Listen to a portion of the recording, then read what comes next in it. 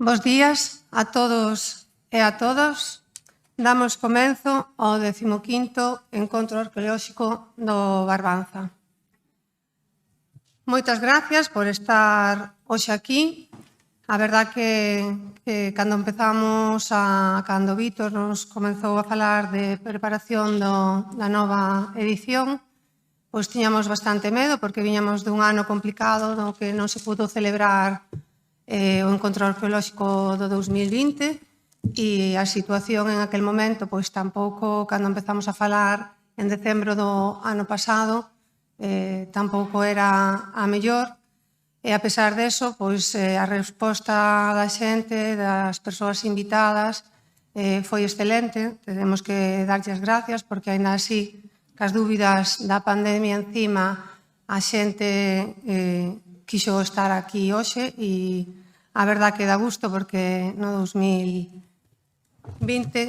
cando fixemos a última, fomos moi pouquiños, estaba a sala moi vacía, había moitas limitacións e hoxe dá gusto vela.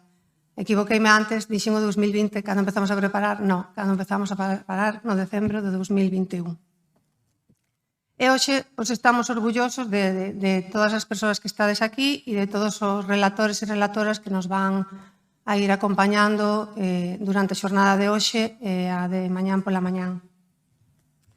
A pasada semana, concretamente o día 18 de maio, que foi o Día Internacional dos Museos, había un xornal que salía con un titular que decía: «Los museos non logran recuperarse tras la pandemia». Museos como o Thyssen, o Guggenheim, pois están pasando aínda por momentos complicados.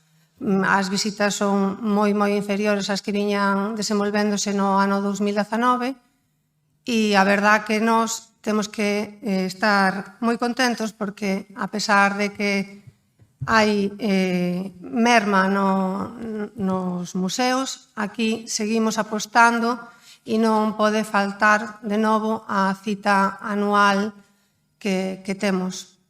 Darlle as gracias ao profesor Fábregas porque sempre está con nós aquí, que nos acompaña na mesa, e tamén disculpar e agradecer a Fernando Maneiro que por problemas de salud iba a estar hoxe aquí con nós e non pode, pois porque está positivo en COVID.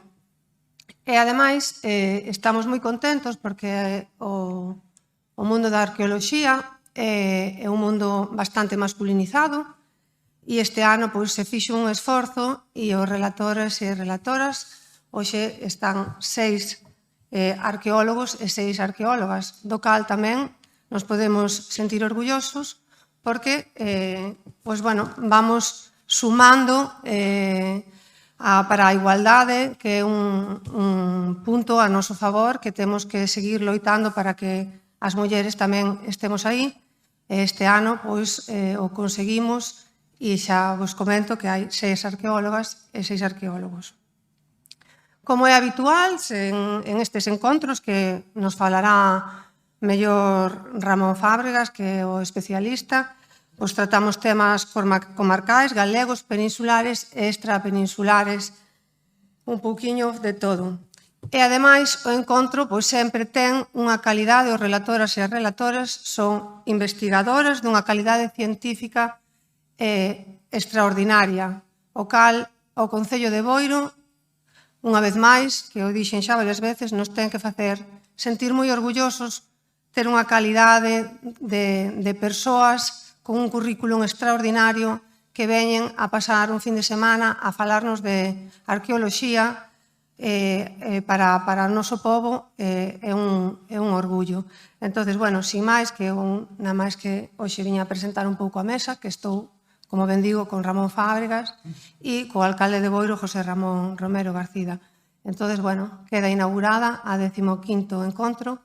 Simplemente recordar que este ano se fai 20 anos que está aberto o Centro Arqueolóxico de Neixón e 10 anos que a Xunta de Galicia o recoñece como visitable. Entón, aínda se cabe máis orgullo para esta celebración. Tamén quero poñer en valor naquel momento, naquel ano 2007, que se puxo que se iniciou por primeira vez estes encontros, que en aquel momento estaba o compañeiro Juan Jesús Ares e Gerardo Trianes. Agradecerlle que en aquel momento puxeran en valor eso e todos os demais concelleros de Cultura seguiron pois pola labor de que isto non se perdera. Creo que é importante que moitas veces estes tipos de actos empezan, pero logo non teñen consecuencia no tempo. Entonces, bueno, a consolidación dos encontros arqueolóxicos creo que está máis que demostrada porque estamos no 15º e agradecer tamén a aquelas persoas que apostaron porque isto se celebrara en aquela primeira edición. Moitas gracias e disfrutade dos encontros.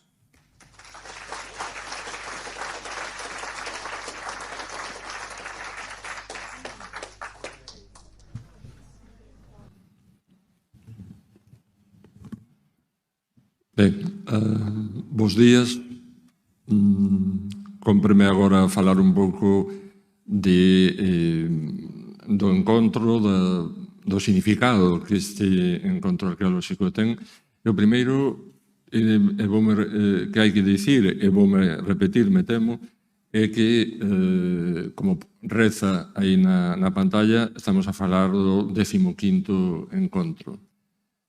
15 eventos realizados ao longo de algo máis de 15 anos.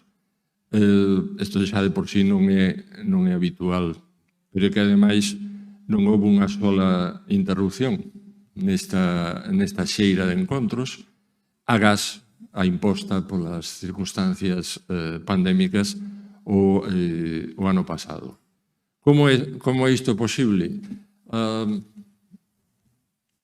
Din os estranxeiros que veñen a España, ou din tradicionalmente, que os españois, en menor medida quizáis os galegos, porque temos unha idiosincrasia particular, somos xente apasionada, pero ao mesmo tempo de recorrido corto. Ese é un pouco a idea que moitas veces se transmitía dende os cronistas que visitaban España. E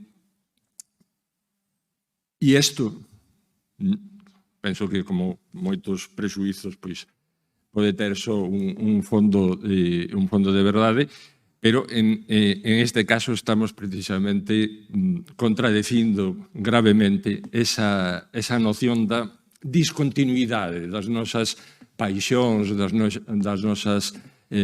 nosas emocións. E isto é algo que hai que agradecer a unha autoridade local, a un Concello de Boiro, que ao longo de diversos mandatos por parte de diversas persoas e con diferentes partidos na cabeza do Concello, sempre mantiveron esta aposta. Estamos falando realmente dunha actividade que concita o consenso social e político. Algo que, por desgracia, non é tan frecuente no noso país en diversos eidos da actividade. Entón, agradecendo, e aquí sí, claro que me repito, agradecendo a María, a Concelleira de Cultura, e a José Ramón, o alcalde deste Concello, me repito terriblemente, porque xa é un déjà vu, unha e outra vez teño que decir isto, pero o gallá, teñamos a oportunidade de repetirmonos 10, 15 veces máis, porque realmente é un feito que a moita xente sorprende. E vou dicilo, eu onte estaba, a estas horas estaba en Barcelona, e me dixo un profesor da Universidade Autónoma de Barcelona que estuvera aquí, xa dando unha conferencia, e me dixo, é increíble que nun pueblo pequeno se manteña esta actividade durante tanto tempo, e ademais creo que utilizo a expresión, e ademais traendo a primeiros espadas da actividade arqueolóxica. E dixo, pois mira, non é tan difícil. Bueno, sí, sí un pouco difícil, pero realmente é que hai un respaldo institucional constante. E logo tamén teño que tamén facer mención a un pouco ao que é o espírito organizador disto, máis aló xa da cabeza institucional, que é Víctor Barbeito, un arqueólogo un pouco responsable das actividades arqueolóxicas aquí en Boiro e a primeira persoa que apostou por este tipo de actividade. Non quero estenderme demasiado, porque hai compromisos hoxe impostos polas circunstancias, pero